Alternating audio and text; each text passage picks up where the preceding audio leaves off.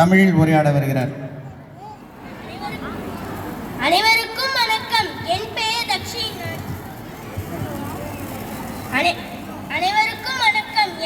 தக்ஷி. நான் 5ஆம் வகுப்பு பிரிவில் பயின்று வருகிறேன். இன்று நாம் எதற்காக கூடியுள்ளோம் என்பது நாம் அறிந்ததே. இந்நாளில் இளைஞர்கள் நமக்கு சுதந்திரத்தை கொடுத்தார்கள் என்று சொல்வதை விட நம் சுதந்திரத்தை நாம் தட்டி கேட்டு பெற்றோம் என்பதே உண்மை. அது அகிம்சை வழியாக இருந்தாலும் சரி, போராட்ட வழியாக இருந்தாலும் சரி, பல உயிர்களை காவு வாங்கிய பின் நாம் பெற்ற சுதந்திரம் இது என்பதில் எவ்வித மாற்று கருத்தும் இல்லை. இவ்வாறு பெற்ற சுதந்திரத்தை அதன் மகத்துவம் புரியாமல் இருவேறு தரப்பினர்கள் இருவேறு கருத்துக்களை கூறி இழிவு செய்வதையும் கேலி செய்வதையும் பொறுத்து கொள்ள முடியவில்லை. இந்த சுதந்திரத்தின் நோக்கம் என்ன என்பதை பலர் புரிந்து கொள்ளாமல் இருப்பது மனவேதனை அளிக்கிறது. அதனை பற்றி பேசவே தக்ஷின் என்னும் நான் இங்கு பேச வந்துள்ளேன். ஒரு தரப்பினர் பிரிட்டிஷ்காரனே அண்டிருக்கலாம், இன்னும் நம் நாடு பல்வேறு துறைகளில் முன்னேற்றம் அடைந்திருக்கும் என்றும், மறுதரப்பினரோ அப்போது பிரிட்டிஷ்காரன் இங்கு வந்து நம்மை அடிமைப்படுத்தினான், இப்ப நாம் அவன் நாட்டுக்கு போய் அவன்கிட்ட அடிமைப்பட்டு இருக்கோம், அதனால்தான் நம் நாட்டின் தரம் உயர்கிறது என்று கூறும் சிலரை பார்த்திருப்போம். அதிலும் சிலர் கொடியேற்றி மிட்டாய் தரும் விழாவாக தேச பக்தியோ தேச பற்றோ என்று பேசுவார்கள்.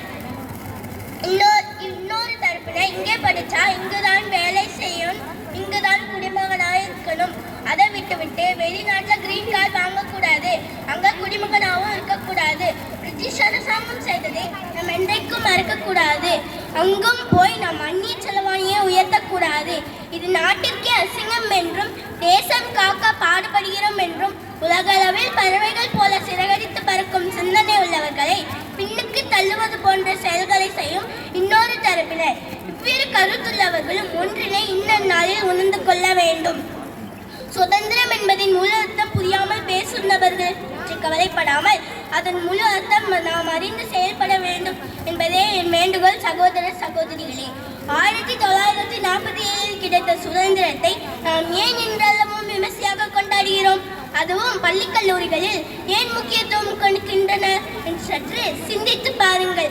தன் உயிர் நீத்து நமக்கு சுதந்திரத்தை வாங்கி கொடுத்த தியாகிகளுக்கு நன்றி செலுத்துவதை முதலிடமாக வைத்துக் கொண்டாலும், இச்சுதந்திரத்தின் மூலம் மீண்டும் மீண்டும் நமக்கு சொல்லும் செய்தி விடாமுயற்சி, ஒற்றுமை, தேசப்பற்று, தேசபக்தி. நான் அடிமைப்பட்டிருப்பதை போல என் அடுத்த தலைமுறை தலைகுனிய கூடாது எனும் வைராகியம் இன்று விதத்தால் நாளையாவது முளைக்கும் எனும் நம்பிக்கை, சுயநலமற்ற பொதுநலம், கருத்து சுதந்திரம், பேச்சு சுதந்திரம், எழுத்து சுதந்திரம், எதையும் தாங்கும் மன வலிமை, உடல் வலிமை, எனக்கென்ன என்று இருக்கும் அலட்சியமின்மை, தகவல் தொடர்பே இல்லாத காலத்திலே இங்கு ஒருவர் அடித்தால் அடுத்த மாநிலத்தில் உள்ளவருக்கு வலித்து குரல் கொடுக்கும் மனிதாபிமானம், ஆண் பெண் என்ற பேதமின்றி போராடிய போராட்ட குணம், ஏழை பணக்காரன், மேல் ஜாதி கீழ் ஜாதி என்ற பாகுபாடின்றி குரல் கொடுத்த ஏற்ற தாழ்வற்ற நிலை, வன்மமின்மை, ஆசையின்மை, தன் குடும்பத்தை விட்டு ஓடி ஒளிந்து கொண்டு தொண்டாற்றிய தொண்டுள்ளம்,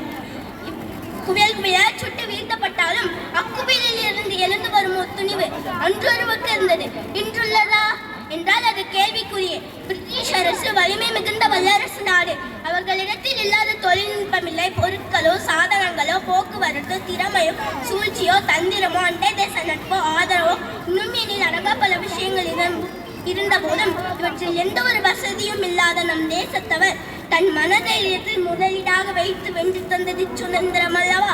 ஒருமுறை பிறந்தோம், வளர்ந்தோம், வாழ்ந்தோம், தனக்கு தனக்கு இருந்து வகிதோம் என்பதில் என்ன இருக்கிறது? அதற்காக உங்களை ஒரு காந்தியோ அல்லது சுபாஷ் சந்திர போஸை போலவோ போராட்ட களத்திற்கு செல் என்று கூறவில்லை. நீ உன் வாழ்வில் வெற்றி பெற விடாமுயற்சி, தன்னம்பிக்கை, முடியும் என்னும் போர்க்குணம் முன்னுள் எரிந்து கொண்டே இருக்க வேண்டும், உழைக்க வேண்டும், வெற்றி பெற வேண்டும்.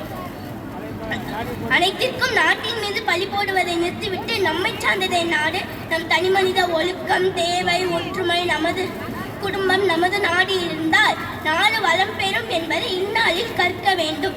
இதை ராமகிருஷ்ண பள்ளி மாணவர்களாகிய நாம் பின்பற்ற வேண்டும் என்ற வேண்டுகோளுடன் விடைபெறுகிறேன். நன்றி, வணக்கம். ஜெய் ஹிந்த்.